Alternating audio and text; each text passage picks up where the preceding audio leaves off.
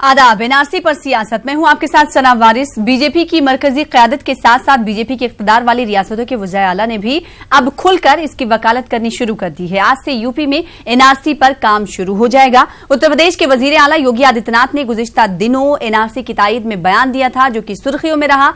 वहीं मगरबी बंगाल में भी बीजेपी लीडरान इंतहाई शद्दुमत से एनआरसी का मुद्दा उठा रहे हैं, लेकिन मगरबी बंगाल की वज़ीर आला ममता बनर्जी इसकी मुखालिफत कर रही हैं और ममता बनर्जी ने बार बार कहा है कि उनकी मौजूदगी में एनआरसी का नफाज मगरबी बंगाल में नहीं हो सकता। यानी आइंदा दिनों में उत्तर प्रदेश और मगरबी बंगाल में सियासत गर्मा सकती है।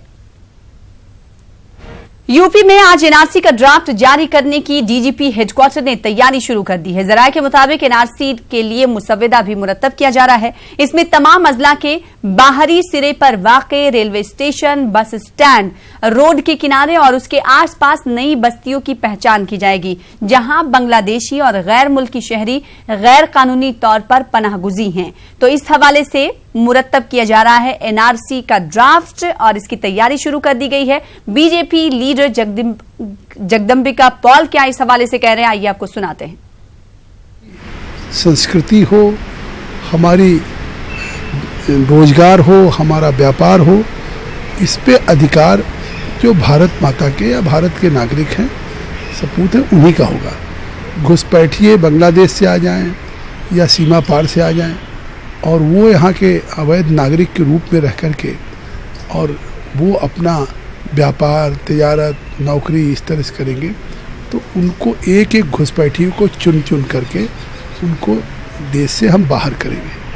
तो स्वाभाविक है कि जब ये इसमें कोई भिन्नता नहीं है कि कन्याकुमारी से कश्मीर तक हम एनआरसी को लागू करेंगे और इसलिए लागू करेंगे कि एक बड़ी संख्या में, चाहे दिल्ली के रेलवे लाइन के किनारे हो, चाहे कानपुर हो, चाहे लखनऊ हो या देश के और राज्यों में, चाहे वेस्ट बंगाल हो, आसाम हो, ये आज समस्या पूरे देश की हो गई है।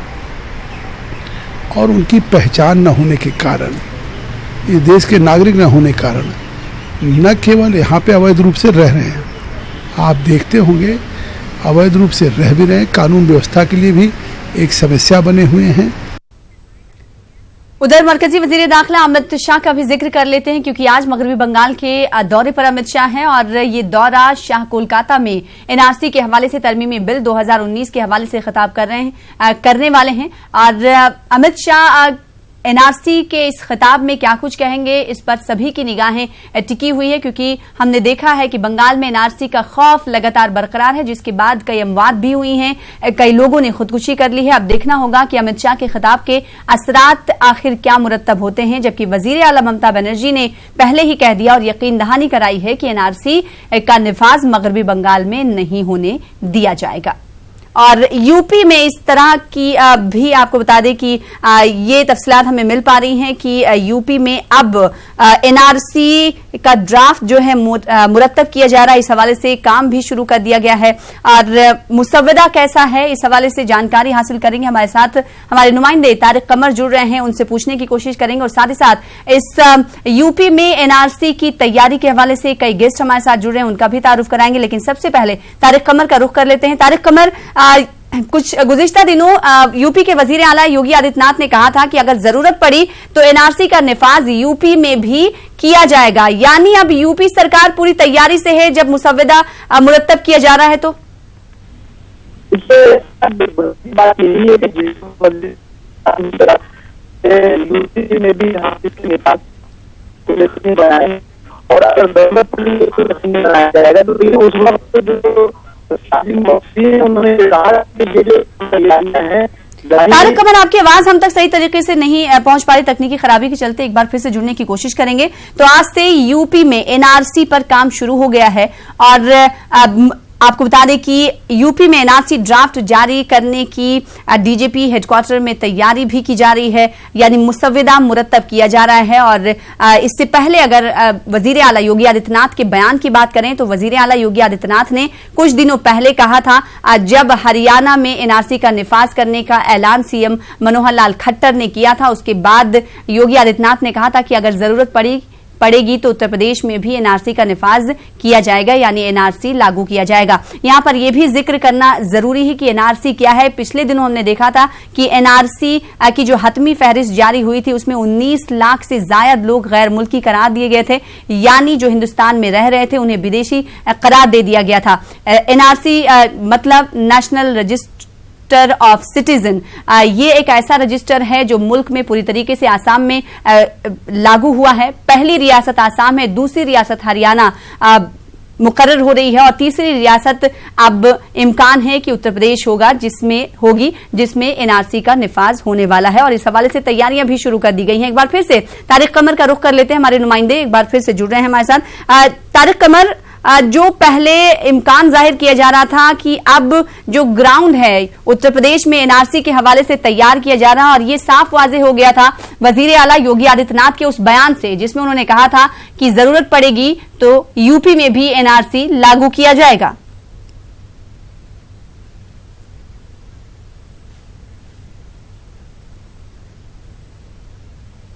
तो हमारी आवाज हमारे नुमाइंदे के पास, तारिक कमर के पास नहीं पहुंच पा रही है।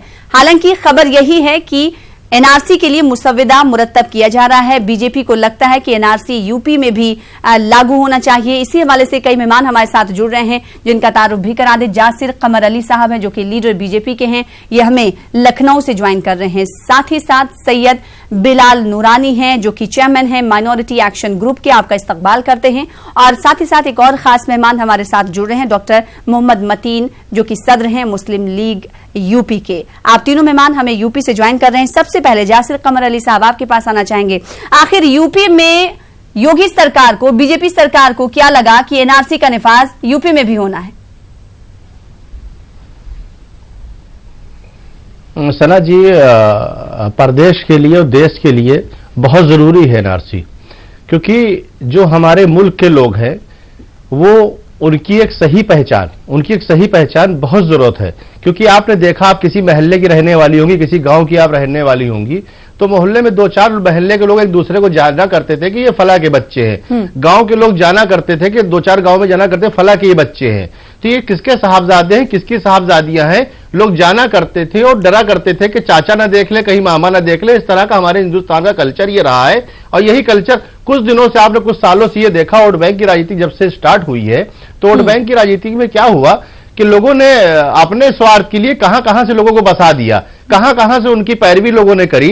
और एक पड़ोसी एक दूसरे पड़ोसी को नहीं पहचानता है, एक महल्ले वाला दूसरे महल्ले को नहीं पहचानता है। कहता अच्छा फला आप हो, अच्छा फला, अच्छा पता नहीं कहां से, उनका आसाम से आए हैं, उनका फला जगह से आए। तो ये सब चीजें जो होती थी वो बड़ी हम लोगों के लिए, क्योंकि हम लोगों के लिए बड़े दुख की बात है ये। अगर इस तरह की कोई चीजें हो रही हैं, एनआरसी आ रही यूपी में, तो सबको खैर मकदम करना चाहिए। जब हम उन लोगों को नहीं पहचानते हैं जो लोग हमारे पड़ोसी रह रहे हैं, जो प्रदेश में बस रहे हैं आके, अच्छा, उनके बारे में एक बारे में जानकारी होना चाहिए। क्योंकि सबसे बड़ी बात एक ये है कि मामला जो है वो कहा गया है कि कोई भी आदमी हो, कोई भी चीज हो, उसके बारे में तस्दीक होना बहुत जरूरी है। एक आदेश हुआ है कि बस स्टैंड हो गया, रेलवे स्टेशन हो गया, नई कॉलोनियां हो गई, तो उसमें इंक्लूड किया गया है कि पहले वहां से शुरुआत होगी। लखनऊ के बाशिंदे हैं, लखनऊ में बले रेलवे स्टेशन, नई कॉलोनियां उसमें इंक्लूड है।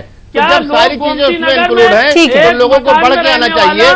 हुआ ये कि हमारे क्या कौम को जाहिर ठीक है, तो बीजेपी ये कह रही है कि एनआरसी के निफाज को लेकर जो बीजेपी ने फैसला किया है उसका खैर मकदम करना चाहिए। तारिक कमर हमारे साथ, हमारे नुमाइंदे जुड़ रहे हैं। तारिक कमर, मुसव्विदा तैयार करने की कोशिश भी कर रही है, तैयारी भी बीजेपी ने शुरू कर दी है यूपी में। ऐसे में क्या आवाम को, वहां के लोगों को कुछ पता है इस हवाले से, कुछ एनआरसी का निफाज यूपी में भी होने वाला है? देखिए, जहाँ तक एक अवामी तासुर का ताल्लुक है सना, तो बुनियादी बात यही है कि एक डीजीपी ऑफिस में मुसव्विदा तैयार कर लेना और पहले से उसकी अवामी तशहीर न करना और बाकायदा तौर पर कोई उसके लिए नज्म कायम न करना, ये अपने आप में एक बड़ी बात है जिस पर तशवीश का इजहार मुख्तलिफ जमातों ने किया है, मुख्तलिफ तंजीमों ने किया है। सियासी मुबस्सिरीन भी इस बात पर तशवीश का इजहार कर रहे हैं कि अचानक मुसव्विदा तैयार कर लेना और फिर जिला कप्तानों को भेजने की बात करना, उस पर कार्रवाई की बात करना, ये अपने आप में बहुत दुरुस्त नहीं है, क्योंकि इस पर तनकीद का सिलसिला शुरू हो चुका है। और देखिए, बीजेपी के जो ये लीडर हैं जो कुछ भी बयान देते हैं तो इनकी अपनी मजबूरियां हैं। इन्हें किसी भी कीमत पे अच्छा बुरा देखे बगैर शायद मुझे ऐसा लगता है कि हर कदम की सताइश करनी होती है। अब इनकी मसलहतें हों, जरूरतें हों, क्या हो, ये बेहतर जानते हैं।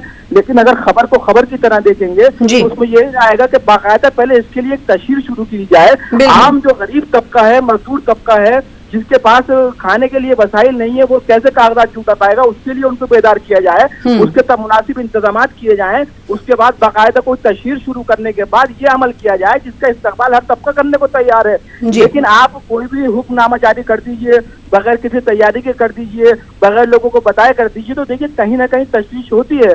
तो जो जिम्मेदार समाज के लोग हैं मुख्तलिफ तंजीमों के, वो भी हुकूमत से यही दरखास्त कर रहे हैं कि आप इसको करिए, किसी को एतराज नहीं है।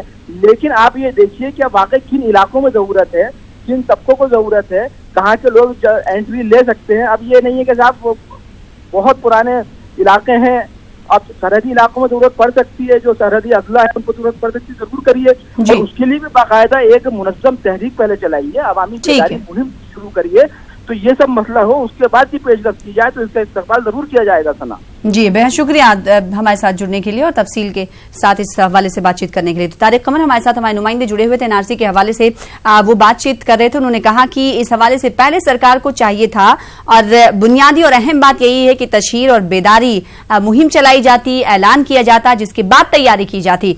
सैयद बिलाल नूरानी साहब, आपके पास आना चाहेंगे, कितनी जरूरी है एनआरसी यूपी में, आपको क्या लगता है? देखिए सना जी, एनआरसी की हम मुखालफत नहीं कर रहे हैं, लेकिन जो आसाम में एनआरसी का हश्र हुआ है वो आपके सामने है। जी बिल्कुल। वहां जब एनआरसी हुई और ईमानदारी से हुई तो आप देखिए उसके रिजल्ट क्या हुए। क्या वहां लागू कराई जा चुकी है? आज तक वहां लागू नहीं कर पाए। एनआरसी का जाहिर है कि अगर सही खुतूत पे सही तरीके से की जाए और उसमें नियत ठीक हो, साफ नियति से की जाए, नेक नियति से की जाए, तो उसका इस्तकबाल होना चाहिए। इसमें आज इसकी नौबत क्यों आई? इसलिए आई कि आप सरहदों की हिफाजत करने में नाकाम रहे हैं। अभी हमारे भाई ने कहा कि कांग्रेस की जिम्मेदारी है। कांग्रेस की भी हुकूमतें रही, भारतीय जनता पार्टी की भी रही, मुसलमानों को इससे कोई फर्क नहीं पड़ता कि एनआरसी हो या किसकी हुकूमत है। जी, एनआरसी की बिल्कुल उन कदम कीजिए जिसकी वजह से एनआरसी की जरूरत पड़ती है। दूसरी चीज ये कि एनआरसी आप बिल्कुल आप यूपी में करिए, दिल्ली में करिए, कहीं पूरे मुल्क में करिए, क्योंकि उसमें आपकी नियत बिल्कुल वाजे होना चाहिए कि किसी एक तबके को डराने के लिए एनआरसी नहीं हो रही है, क्योंकि मुल्क जितना अक्सरियती तबके का है उतना ही मुसलमानों का है। बिल्कुल, मुसलमान इस मुल्क में बाई चॉइस रुके हैं, ये जोर जबरदस्ती से नहीं रुके। जिनको जाना था वो चले गए, जिनको रुकना था वो रुके। अब बांग्लादेश के लोग अगर आए हैं, उनका इशू है, उनकी शिनाख्त कीजिए। उनका ठेकेदार इस वक्त आपके साथ है जमीयतुल उलमा, जो आप जमीयत पूरी ठेके लिए हुए है एनआरसी के, और उसी की ये च्वाइस थी कि एनआरसी हो। तो ये आसाम के मुद्दे को जमीयत दबा रही है। आसाम में जो एनआरसी की आपकी रिपोर्ट आई है उसको आपको उस पर अमली जामा पहनाना चाहिए। ठीक है, उस पर हम नहीं जाएंगे, ठीक है, उस पर हम नहीं जाएंगे, लेकिन यूपी को एनआरसी की जरूरत कितनी थी? क्या सिर्फ और सिर्फ जहां पर बीजेपी की इक़्तिदार वाली हुकूमत है वहीं पर एनआरसी की जरूरत है, या फिर पूरे मुल्क को इसकी जरूरत है? मोहम्मद मतीन साहब, आपके पास आना चाहेंगे। आपने जासिर कमर अली साहब की बात सुनी, उन्होंने कहा कि खैर मकदम किया जाना चाहिए, लेकिन आसाम की तस्वीरें भी हमारे आंखों से अभी बोझल नहीं हुई हैं। क्या तजब्जुब, कैसी तशवीश और किस तरह से बेचैनी लोगों में वहां मुब्तला हुई, लोग कितने परेशान रहे, वो हमारे सामने रहा। अब यूपी में भी कभी इम्कान है कि ऐसी ही तस्वीरें निकलकर सामने आएंगी जब एनआरसी का निफाज हो जाएगा। देखिए सना जी, जिस अंदाज में ये भाजपा बैठी हुई है सरकार आज, ये इंसानियत की दुश्मन है, इंसानियत की कातिल है। पश्चिम बंगाल में लोग खुदकुशी कर रहे हैं, यहां पर जानवरों की वजह से लोगों की जानें जा रही हैं। आप आज इटावा की तरफ चले जाइए, कितने आवारा जानवर सड़कों पे पड़े हुए हैं। कोई लोगों को गाड़ी चलाने की दुश्वारी हो रही है। शहर के अंदर आवारा जानवरों का जमावड़ा लगा हुआ है, वो खाली धोखेबाज करने का काम कर रहे हैं। सिर्फ और सिर्फ नहीं, बिल्कुल कमर अली साहब सुन लेते हैं। गाय के लिए इंतजाम हो गया, गाय के लिए इंतजाम हो गया, हमारे क्या स्कीम कर दी गई है, जानवरों के लिए इंतजाम कर दिया गया, उसका भी हो गया है। ठीक है, ये हो गया है, हमने भी सुना है, लेकिन जमीनी हकीकत क्या है कमर अली साहब, ये सभी को पता है, उनकी बात मुकम्मल कर लेने दें। जो मुसलमान उसको इस्लाम से दूर रखो, इस्लाम से दूर जो मामला क्या चाहते हैं खतरनाक रहे, मैं आपको बता कमर अली साहब, जब उनको ऐसे शोर शराबे से बात, सना जी, ऐसे शोर शराबे से बात थोड़ी नहीं समझी जाएगी। कमर अली साहब, एक बात उनकी बात सुन ले, फिर मैं आपके पास लौटती हूँ। जब इल्म की कमी है तो पॉलिटिकल पार्टियां इस बात को फायदा उठाती है, उन मुसलमान को बहकाती है, भारतीय जनता पार्टी के खिलाफ बहकाती है। कुछ नेता अपनी रोजगार फेंकने के लिए भारतीय जनता पार्टी का डर दिखाते हैं, तो भारतीय जनता पार्टी का डर दिखा के हुकूमत जब होती है तो हुकूमत सबकी होती है, सबके साथ सबके विकास सबके विश्वास में होती है, न कि एक व्यक्तिगत होती है। यहाँ पे कमर अली साहब, आपको रोकना चाहेंगे, मतीन साहब से मैंने सवाल किया था, उनसे मैं जवाब ले लूं, फिर आपके पास लौटूंगी। 19 लाख लोग आए हैं। देखिए, मेरी बात अनकम्प्लीट रही थी, ये जो इल्जाम लगा रहे हैं इनके पास, आपके पास लौटूंगी, आप तरदीद करिएगा उन इल्जामात की, आप सुनने कम से कम सुनने की हिम्मत तो रखिए, सुनिए क्या कह रहे हैं वो, लिए दूसरों की रोटियां जला रहे हैं, सुनिए क्या कह रहे हैं। सर कमर साहब, एक सेकेंड, जो चाहते हैं कि मुसलमान को बहकाया जाए और भारतीय जनता पार्टी का डर दिखाया, सना जी, ये गलत चीज है। ठीक है, मुल्क के खिलाफ जा रहे हैं ऐसे लोग, ये लोग मुल्क के खिलाफ जा रहे हैं। ये भारतीय जनता पार्टी का जो बुराई करते हैं, ये समाजवादी कांग्रेस के एजेंट है, ये सब वो लोग हैं जिन्होंने भारतीय जनता पार्टी का डर दिखा के, आप समझ लीजिए, कमल साहब, वोट बैंक उन्होंने समझा, वोट बैंक समझा, सच्चर कमेटी दर्शाती है। बात मत सुनिए, बात अपनी कह लीजिए आप। मुसलमानों को जो दूर रखे, दलित से बुरी स्थिति मुसलमान की है। ये वही लोग हैं जिन्होंने कांग्रेस को सपोर्ट किया था, ये वही लोग हैं समाजवादी सपोर्ट किया था। मुसलमानों को कहां पहुंचाने वाले ये वही जिम्मेदार हैं, ये वही जिम्मेदार है मुसलमानों को पहुंचाने वाले। इन लोगों ने मुसलमानों को कहां पहुंचाया है? आप शायद ये देखिए कि मुसलमानों को इन्हें कहां पहुंचा दिया। भारतीय जनता पार्टी का डर दिखाया, उनको वोट बैंक समझा, उन्होंने इतने मामला को वो किया कि मुसलमानों को गुमराह करके एजुकेशन नहीं हासिल करने दी। एनआरसी का डर किस बात का? एनआरसी में हिंदू भी आएगा, मुसलमान भी आएगा, सिख भी आएगा, ईसाई भी आएगा, एनआरसी में सारी कौमें आएंगी, तो किस बात का डर? कमर साहब, मुसलमान को ही इशू क्यों बनाते हैं? ये कमर साहब की बात क्यों करते हैं? मतीन साहब, ठीक है, मैं कमर साहब को इतनी देर से रोक रही हूँ, वो मान ही नहीं रहे। शायद उसूल ही उन्हें नहीं पता है कि जब उनसे सवाल किया जाएगा तभी उनको जवाब देना होगा, दूसरे के सवाल के जवाब में वो। भारतीय जनता पार्टी आज मुसलमानों के लिए काम कर रही है तो इनको खल रहा है। भारतीय जनता पार्टी लेकिन नियत पर सवाल उठ रहे हैं। कर रही है। अरे कमर साहब, देखिए एनआरसी, एक सेकंड, मतीन साहब आप ही चुप हो जाइए। मतीन साहब आप चुप हो जाइए, आधे घंटे का वक्त ऐसे ही निकल जाएगा, आधे घंटे का वक्त ऐसे ही निकल जाएगा और आप दोनों ऐसे ही चीखते चिल्लाते रहिए। सारे लोग जितने मुल्क में लोग यासिर कमर अली साहब, एक सवाल यासिर कमर अली साहब, कमर अली साहब आपसे सवाल ये, तो फिर बीजेपी को ऐसा करना चाहिए कि बीजेपी पर शक शुबहात की नजरें से कोई ना देखे। क्यों नियत पर सवाल बीजेपी के खड़े होते हैं? मुझसे मेरा सवाल आपसे ये है, क्यों आखिर कोई बीजेपी पर, अब आपको मैं बताऊं, कि नियत पर सवाल खड़े करते हैं? आपके साथ पैनलिस्ट जी बैठे हुए हैं, कुछ देर पहले सुना आपने सैयद बिलाल साहब, उन्होंने कहा कि बीजेपी की नियत पर भी सवाल खड़े होते हैं। जवाब दे रहा हूं जी, ये वही लोग हैं जिन्होंने भारतीय जनता पार्टी का डर दिखाया। ये वही लोग हैं भारतीय जनता पार्टी का डर दिखाया। इन्होंने मुसलमान को सिर्फ वोट बैंक समझा, जिसने मुसलमान को हो रही है उनको आज दलित की बुरी स्थिति पहुंचाई, दलित ज्यादा बुरी बात एनआरसी की हो रही है, हम कहीं और भटक रहे हैं। मामला जो वो होते हैं, बात एनआरसी की हो रही है, कहीं और भटक रहे हैं। अगर भारतीय जनता पार्टी अगर आज उनको उठा रही है, उनको अगर एजुकेशन दिला रही है, उनके लिए 1400 करोड़ रुपए उनके मदरसे में अनुदान दे रही है, आप बताइए, आज उनके बारे में काम कर रही है। चुप हो जाइए। आप बताइए, 3 साल की सैलरी समाजवादी पार्टी छोड़ के गई थी मदरसों के लिए। हमने उनकी 2 साल की तनख्वाह को हमने अदा किया। ये भारतीय जनता पार्टी है। पिछली सरकार को लेकर आप आगे बात एनआरसी को लेकर हो रही है सर। अमर साहब, पार्टी का डर दिखाया गया है। कैसे बातें करते इनको हैं? जानकारी नहीं कि इनको जानकारी हो, ये आप समझ लीजिए मुसलमानों के लिए सबसे ज्यादा काम करने वाली भारतीय जनता पार्टी है। और भारतीय जनता पार्टी जितना काम कर रही है, जितना विकास कर रही है, जाति धर्म को भुला के, ये अपने आप में बहुत बड़ी बात है। कोई भी पार्टी ने आज तक इतना मुसलमानों के लिए काम नहीं किया। हिंदुस्तान में रहना है तो हिंदुस्तान का कानून मानना होगा। हिंदुस्तान की लगता है आप दोनों तय करके आए हैं कि एक दूसरे की बात ही नहीं सुननी है। आप लेते हैं तो हिंदुस्तान की सारी चीजों को कबूल करना पड़ेगा आपको। आप पाकिस्तान की बात छोड़िए, कमल साहब, कांग्रेस भी वही कर रही है। कमल साहब, लतीफ साहब, ठीक है, मत सुनिए। बिलाल मुराई साहब, आपके पास लौटना चाहेंगे। बिलाल साहब, क्या लगता है मुल्क में मंदी का दौर है, ठीक है, एजुकेशन की हालत क्या है वो भी हमें पता है। बेरोजगारी जो है पिछले 70 सालों से आखिरी पैदान पर चली गई है, 45 सालों से आखिरी पैदान पर है। ऐसे में क्या लगता है कि एनआरसी लाकर सरकार ध्यान भटकाने की कोशिश कर रही है? बता दिया, ये कोई बहस थोड़ी हुई। बिल्कुल, आप बात मुद्दों के ऊपर करिए। एनआरसी का मुद्दा है, बिल्कुल, मैं बार बार यही कह रही हूँ। दोनों एक साथ चीख रहे हैं, चिल्ला रहे हैं। एनआरसी सबके लिए ऐसा है। कमर साहब, आप देखिए, मैं बीच में नहीं बोलता हूं, आप भी सुने।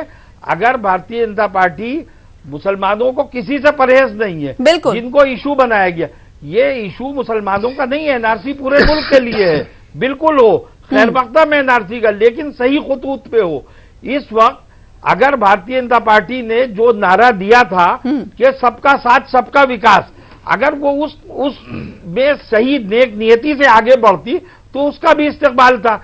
लेकिन उसने माहौल इस तरह का बना दिया। अभी आप कह रहे हैं जो भारतीय जनता पार्टी का मुखालिफ है वो मुल्क का मुखालिफ है, मुल्क का दुश्मन है। बताइए कौन बीजेपी के करीब आएगा? मैंने कब कहा? अभी आपने कहा, मैंने लिख सकते नहीं। मैंने एक बात ये कही, कांग्रेस बीजेपी का पार्टी का डर, पार्टी का डर दिखाया गया मुसलमानों को और समझा। भारतीय जनता पार्टी ने इस डर को कम करने की कोशिश क्यों नहीं की? कमल साहब, अगर दूसरी पार्टियां, कमल साहब आपसे सवाल, जिस बात को आप कह रहे हैं उसी बात से जुड़ा हुआ सवाल मैं आपसे करती हूँ। अगर दूसरी पार्टियों ने बीजेपी का डर मुसलमानों में पैदा किया, अखिलेतियों में पैदा किया, तो बीजेपी ने इस डर को कम करने की कोशिश क्यों नहीं की? हमने उनकी ठेकेदारी खत्म कर दी। आप भारतीय जनता पार्टी उनकी ठेकेदारी खत्म कर दी। अरे एनआरसी सारे लोगों के लिए। बिल्कुल, लगता है कमल साहब ने इरादा कर लिया है कि वो सुनेंगे ही नहीं। कमल साहब, आपने इरादा कर लिया है कि आप सुनेंगे ही नहीं। लोग मुसलमान को बहका देते हैं। आप नहीं सुनेंगे, ठीक है। एनआरसी लाने की तैयारी यूपी में की जा रही है, लेकिन मगरबी बंगाल की, कमल साहब आपसे मैं ये कहना चाहूंगी, खासकर हमारे साथ हमारी नुमाइंदा मगरबी बंगाल से शबाना एजाज जुड़ रही हैं, उनको सुनिए और देखिए कि एनआरसी के खौफ से क्या कुछ दहशत वहां पर बनी हुई है लोगों के अंदर, कितने लोगों की हलाकत अब तक हो गई है। हमारे साथ हमारी नुमाइंदा शबाना एजाज जुड़ रही। शबाना एजाज, बताइएगा, हमारे साथ मेहमान मौजूद हैं और उनको बताइएगा कि किस तरह की दहशत इस वक्त वहां पर देखी जा रही है मगरबी बंगाल में एनआरसी के ऐलान के साथ ही, जब कह दिया सरकार ने कि पूरे मुल्क में इसका निफाज होगा।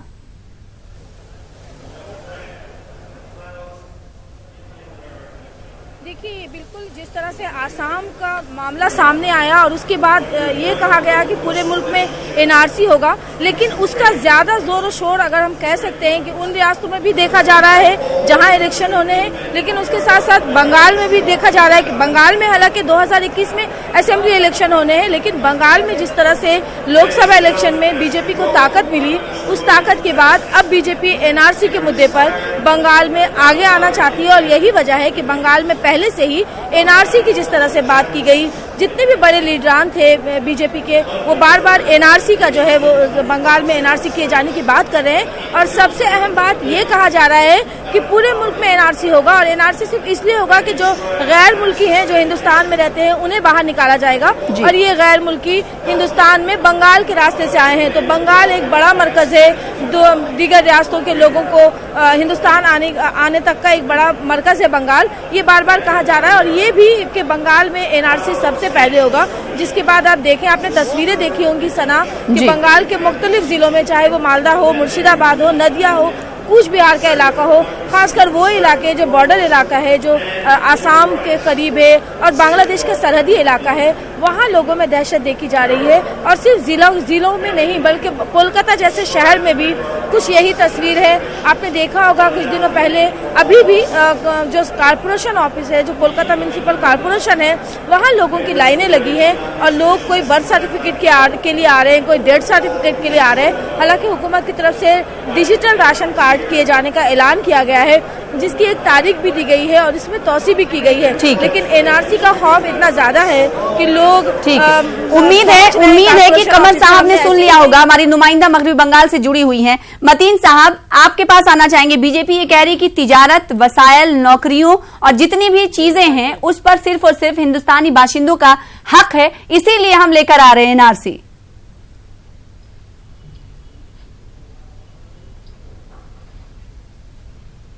मतीन साहब, आपको आवाज मिली मेरी? मतीन साहब, आपको आवाज मेरी मिली? अब आवाज आई जी। आपसे सवाल ये कि तिजारत, वसायल, नौकरियां, जितनी चीजें हैं हिंदुस्तान में, उन पर सिर्फ और सिर्फ हिंदुस्तानियों का हक है, ऐसा कहना है बीजेपी का, इसीलिए वो एनआरसी लेकर आ रही है। देखिए सना जी, बेसिक बात यह है कि लोग तमाम तरह से मुल्क के हालात बद से बदतरीन होते, मुल्क के हालात अच्छे हो रहे हैं, पूरा डिबेट तो आपने ऐसे ही खत्म कर दिया। हर आदमी की अगर तस्दीक हो रही है, बहुत बड़ी बात। मुझे इस बात पे आपत्ति है सना जी, सुनूंगी आपकी हालात बात। बहुत अच्छे हो रहे हैं मुल्क के साथ। अगर आज की तारीख में अगर कोई स्कीम लाई जा रही है तो कुछ लोग जो ठेकेदार मुसलमानों के मुसलमानों का बार बार क्यों बात कर देते हैं कि मुसलमानों के लिए हो रहा है? सना जी, इस बात को मुल्क का बहुत मानी आपको वक्त दिया जा रहा था, आपको वक्त दिया जा रहा था अपनी बात रखने का। आपको तो सिर्फ और सिर्फ दूसरे की बात सुननी नहीं है, अपनी बात कहनी है और बीच में काटना है। कमर साहब, एटलीस्ट उनका जवाब तो मुकम्मल हो जाने देते। आपने बीच में ही टोक दिया, वक्त भी नहीं है, अब आपसे सवाल भी नहीं हो सकता, दोबारा जवाब भी मैं नहीं ले सकती। आइंदा आपसे दरखास्त ये है कि जब भी आप ऐसे डिबेट में आए तो प्लीज सवाल सुने, जवाब दें, लेकिन एटलीस्ट सुनने तो दें। दूसरा, सामने गेस्ट आपके हमरा बैठा हुआ, वो क्या कह रहा है। बहुत शुक्रिया आप तमाम लोगों का हमारे साथ जुड़ने के लिए और इस खास डिबेट में शिरकत करने के लिए। फिलहाल इसी के साथ मुझे दीजिए इजाजत। आदाब।